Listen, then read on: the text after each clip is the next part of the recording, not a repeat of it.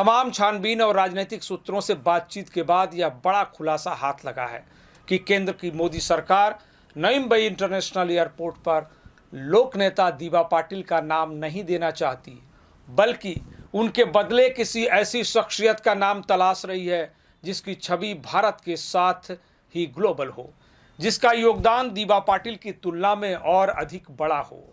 उस शख्सियत के काम भी प्रकल्पग्रस्त नेता दीबा पाटिल के कार्य और उपलब्धियों से उच्चतर हों, और वह नाम महाराष्ट्र ही नहीं बल्कि भारत के लिए अंतर्राष्ट्रीय पटल पर और व्यापक, महान और उपयोगी हो। जो नाम सामने आ रहा है वह सर रतन टाटा का है।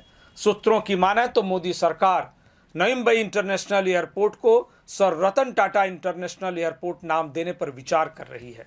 दीबा पाटिल का नाम देने में हो रही देरी इसके पीछे चल रही बड़ी रणनीति का संकेत देती है।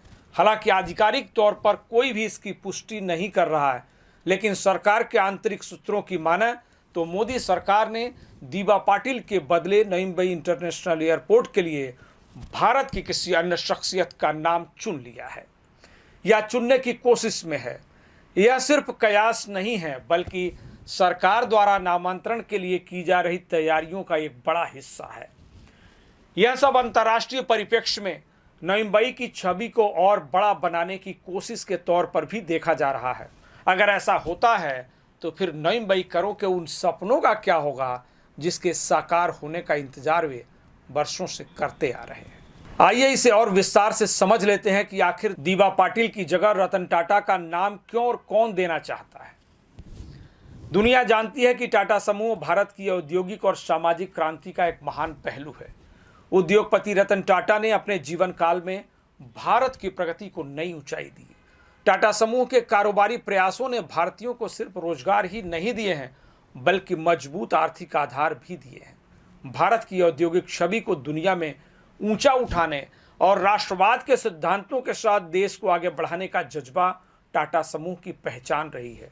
देश का नमक, मोटर गाड़ी या कैंसर हॉस्पिटल जैसी तमाम अप्रतिम सुविधाएं टाटा समूह की ही देन है। जेआरडी टाटा ने ही भारत को पहली एयरलाइंस दी। ऐसे में नई मुंबई इंटरनेशनल एयरपोर्ट पर रतन टाटा का नाम देकर मोदी सरकार देश के प्रति उनके योगदानों को सदैव जीवंत रखना और उन्हें महान श्रद्धांजलि देना चाहती